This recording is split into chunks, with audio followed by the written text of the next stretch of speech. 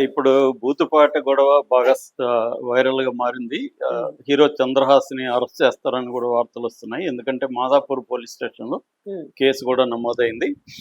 దీని పూర్వాపరాలను దీన్ని ఎలా అర్థం చేసుకోవాలి ఇది చూద్దాం. ముందుగా ఈ అబ్బాయి మొన్న సినిమా అది 'బరాబర్ ప్రేమిస్తా' హ్మ్. ఈ సినిమాకి సంబంధించి ఫంక్షన్ జరిగినప్పుడు అందులో చంద్రబోస్ రాసిన పాట అది. హ్మ్. ఆహ్, ఆహ్, సో, 'గుంజి గుంజి కొడతాననేది పాట మామూలుగా. సో, దాన్ని తను గుంజి గుంజి తర్వాత ఒక బూతు మాట హ్మ్. వాడి పాడాడు. సో, పాడినప్పుడు అక్కడ చాలామంది చప్పట్లు గూడా కొట్టారు. విలేకరులున్నారు. తర్వాత 'జేడీ సీనియర్ చక్రవర్తి' యాక్టర్స్. ఉన్నారు. హ్మ్. 'పరాంజపే' డైరెక్టర్ 'జయంత్ పరాంజపే' ఉన్నాడు. సో, వీళ్ళంతా ఉన్నారు. సో, వాళ్ళెవరు అక్కడ అబ్జెక్ట్ చేయలేదు. అట్లాగే ఆ ప్రొడ్యూసరు, డైరెక్టర్ గూడా దాన్ని అబ్జెక్ట్ చేయడం గాని చేయలేదు. దాని తర్వాత విమర్శలొచ్చాయి దీని మీద ఒక్కసారిగా. విమర్శలొచ్చినాక 'జేడీ చక్రవర్తి' బయటకొచ్చి ఆయన హ్మ్. వీడియో చేశాడు. ఆహ్, నేనక్కడి నుంచి లేసి వచ్చేసుండాలి. నేను చప్పట్లు కొట్టలేదు. వేరే దగ్గర నేను చప్పట్లు కొట్టిన దాన్ని తీసుకొచ్చి ఇక్కడేశారు.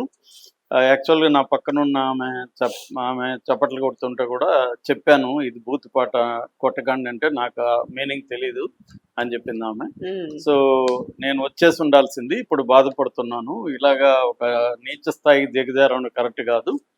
నేను మామూలుగా లొకేషన్‌లో బూతులు మాట్లాడితేనే ఒక డైరెక్టర్ చెంప పగలగొట్టాను. నాకు నచ్చవు ఇవన్నీ అని ఆయన గూడా ఎక్స్‌ప్లెయిన్ ఇచ్చుకున్నాడు. హ్మ్. సో, దీని తర్వాత దీని మీద చాలామంది ముఖ్యంగా ఫేస్‌బుక్‌లో యాక్టివ్‌గా ఉండే సీనియర్ జర్నలిస్టులు దీని మీద చాలా విమర్శ చేస్తూ హ్మ్. పెట్టారు. అందులో ఒక పాపులర్ టీవీ ఎడిటర్ ఆయన. హ్మ్. ఆయన ఒక వీడియో పెట్టాడు. ఆ వీడియోలో వీడు వాడనే అబ్బాయిని అవును. చాలా ర్యాష్‌గా మాట్లాడారు. ర్యాష్‌గానే మాట్లాడాడు అతను. మాట్లాడుతూ వాళ్ళ అమ్మ, నాన్న ఏం చేస్తున్నారక్కడ? వాళ్ళ చెల్లో, అక్క గూడా ఉంది స్టేజ్ మీద. వాళ్ళని ఆపాలి గదా! అని ఆయన కొంత హర్ట్ అయినట్టున్నాడు. నేను లేసిందే ఈ వీడియో చూసాను అని ఎక్కువ గట్టిగానే పెట్టాడు. దాంతో ఆ అబ్బాయి చంద్రహాస్ తన ఇన్‌స్టాలో ఒక వీడియో చేశాడు. ఆ వీడియోలో నా ఫస్టు హాయ్ గైస్, మీరు వైరల్ అయింది.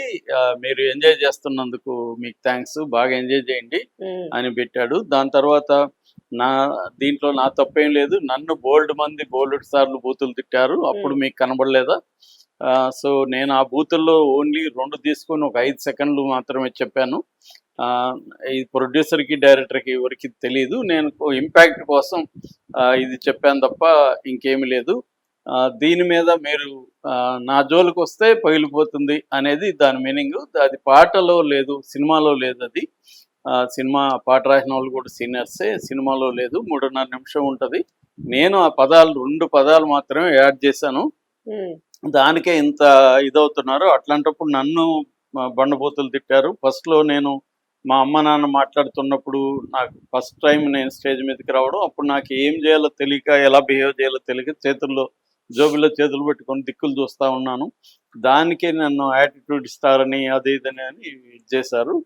సో, అంత బూతులు తిట్టినా కూడా నేనెప్పుడూ స్పందించలేదు. ఇప్పుడు ఎందుకు స్పందిస్తానంటే అతను నన్నొక్కడినే గాదు, మా అమ్మా, నాన్నల్ని, మా ఇంట్లో మహిళలను కూడా చాలా హార్ష్‌గా మాట్లాడాడు అని చెప్పి, అతను కూడా డైరెక్ట్‌గా ఒరేయ్ అన్నట్టుగానే అవును. సంబోధిస్తూ, అన్నాడు "నువ్వు "ఒరేయ్ రా అక్కడికి." నీకుంటదిరా హ్మ్. 24 గంటలు ఇస్తున్నానని" హ్మ్. గట్టిగానే మాట్లాడాడు. "నాకు లాయర్‌లున్నారు ఆల్రెడీ" అని చెప్పాడు.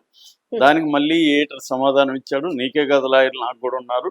నువ్వేం చేస్తావు? సుపారీ ఇచ్చి నన్నేమన్నా చంపిస్తావా? నేను కూడా రెడీగా ఉన్నాను. భయపడే పరిస్థితి లేదు. నేను మళ్ళీ ఇదే చెప్తున్నాను" అని జెప్పి ఇతను గూడా మళ్ళీ సమాధానం ఇచ్చాడు. దీని పట్ల గూడా చాలా తీవ్ర వ్యతిరేకత వచ్చింది. హ్మ్. ఎప్పుడైతే ఎడిటరు తెలంగాణ పోలీస్‌కి ట్యాగ్ గూడా చేశాడో, ఆ తెలంగాణ పోలీస్ ఇమ్మీడియేట్‌గా హైదరాబాద్ పోలీస్‌కి ట్యాగ్ చేసి వాళ్ళు దీని మీద చర్య తీసుకోండి అని జెప్పారు. ఇమ్మీడియేట్‌గా హైదరాబాద్ పోలీసు స్పందించి మాదాపూర్‌లో ఇతని మీద కేసు నమోదు చేశారు. అరెస్ట్ చేసే అవకాశాలున్నాయని గూడా అంటున్నారు. హ్మ్. కాకపోతే మామూలుగా ఇది పబ్లిక్ ఇండీసెన్సీ కిందకొస్తది. మామూలుగా ఐటీ యాక్ట్ అప్లై అవుతుంది. అట్లాగే అబ్యూజ్ జేయడం అనేది గూడా ఉంటది దీంట్లో. సో, 'చంద్రహాస్' పైనా సార్ కేస్ ఫైల్ అయింది? ఓకే. చంద్రహాస్ మీద కేస్ ఫైల్ అయింది. అయితే ఇప్పుడు చంద్రహాస్ గూడా ఈ ఎడిటర్‌కి గూడా లీగల్ నోటీస్ ఇచ్చే అవకాశం ఉంది. హ్మ్. సో, ఆహ్, ఇప్పుడు దీని తర్వాత డైరెక్టరు, ప్రొడ్యూసర్ గూడా మీడియాతో మాట్లాడారు. ముఖ్యంగా నిర్మాత గాయత్రి చిన్ని ఇది అసలు మేము ఊహించలేదు. మాకు తెలీదు. ఈ పాటలో లేదు, అసలు ఈ సినిమాలో అసభ్యత ఏమాత్రం లేదు, ఇది ఒక గ్రామీణ నేపథ్యంలో లవ్ స్టోరీ, సో ఇది అనవసరమైన గొడవ అయింది అనేది వాళ్ళు చెప్పారు. అట్లాగే సంపత్ రుద్ర డైరెక్టర్ కూడా ఇదే విషయాన్ని చెప్పారు, మాకు తెలియదు అని. హీరో కూడా అదే చెప్పాడు. నిజానికి వీళ్ళిద్దరు డైరెక్టర్ ప్రొడ్యూసర్ ఏం చెప్పారంటే, ఆ తర్వాత చంద్రహాస్ కూడా నేను అలా చేసి ఉండకూడదు అని అన్నాడు అని అన్నారు, కానీ అతనేమో మరి అతని యాటిట్యూడ్ కానీ ఆ వీడియోలో కానీ అదేం లేదు. అంత సమర్థించుకుంటూనే ఉన్నాడు, తప్పేంటి అన్నట్టుగానే ఉన్నాడు. 2 బూత్ పదాలు పెడితే తప్పేంటి, 5 సెకండ్లే కదా అంటున్నాడు. సో ఇది బేసిక్ గా జరిగింది. మామూలుగా అయితే ఈ అబ్బాయి ప్రభాకర్ కొడుకు అనేది తెలుసు. ప్రభాకర్ బుల్లి టీవీ హీరో, దాని తర్వాత అనేక సినిమాల్లో కూడా చేశాడు. నేను కూడా లాంగ్ బ్యాక్ మా ఫ్రెండ్ డైరెక్ట్ చేసినప్పుడు, అతను క్యారెక్టర్ చేసినప్పుడు నేను కూడా కలిసేవాడిని. Prabhakar is a nice guy యాక్చువల్గా. అతను ఎప్పుడు కూడా ఇలాంటి వివాదాల్లోకి రాలేదు. అంతకుముందు రామాజీతో కొంత వివాదాలు సుమన్ విషయంలో వచ్చాయి తప్ప ఇట్లాగా మీడియాతో గొడవలు ఇవన్నీ రాలేదు. కాకపోతే ఈ అబ్బాయికి ముందు నుంచి కూడా అంటే ఎలా బిహేవ్ చేయాలి పబ్లిక్ లో, మీడియాతో ఎలా బిహేవ్ చేయాలి, ఇది అబ్బాయికి తెలిసినట్టుగా మనకు అనిపించట్లేదు. అంటే తను కష్టపడుతున్నాడు. నిజానికి చైల్డ్ క్యారెక్టర్ నిర్మలా కాన్వెంట్ లో చేశాడు. దాని తర్వాత రామ్ నగర్ బన్నీలో హీరోగా ఎంటర్ అయ్యాడు. దాంట్లో కూడా అబ్బాయికి మంచి డ్యాన్స్ కానీ, తర్వాత ఫైట్స్ వీటిలో మంచి పేరే వచ్చింది. ఈజ్ ఉంది, బాగా చేస్తున్నాడు అనే పేరే వచ్చింది. అయితే అక్కడ కొంత గొడవలు జరగడం, ఈ అబ్బాయి మీద యాటిట్యూడ్ అని చేయడం, దీంతో కొంత గందరగోళం అయ్యింది. ఈ అబ్బాయికి గ్యాప్ కూడా వచ్చింది. చాలా గ్యాప్ తర్వాత మళ్ళీ ఈ సినిమా వచ్చింది. ఇప్పుడు ఏమవుతుందంటే నేపథ్యం, ఈ అబ్బాయి ఎందుకు, అబ్బాయే చెప్తున్నాడు ఇంపాక్ట్ కోసం నేను చెప్పాను అని.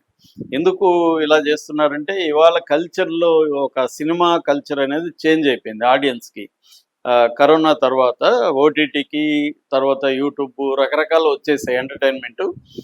అట్లాగే పైరసీ వచ్చేసింది. అందుకని థియేటర్కి వెళ్ళి 1000 రూపాయలు ఖర్చు పెట్టుకొని ఒక సినిమా చూసే పరిస్థితి ఇవాళ లేదు. అందుకని చిన్న సినిమా నిర్మాతలు, మీడియం రేంజ్ నిర్మాతలు కానీ, హీరోలు కానీ ఏదో ఒక కాంట్రవర్సీ చేసి, ఎవరినో జగన్ తిట్టో లేకపోతే ఇంకొకటి చేసో, కామెంట్లు చేసో ఆ సినిమాని ప్రచారం చేసుకోవాలన్న ఇది కనిపిస్తుంది. ఎందుకంటే పబ్లిసిటీకి చాలా ఖర్చు పెడితే కానీ ఇవాళ పబ్లిసిటీ ఎక్స్పెన్సెస్ అనేది బాగా పెరిగిపోయింది, జనాలకి వెళ్ళదు. అదే ఒక నెగిటివ్గా ఎవరినో ఒక సమూహం లేకపోతే ఏదో ఒక కాంట్రవర్సీ చేస్తే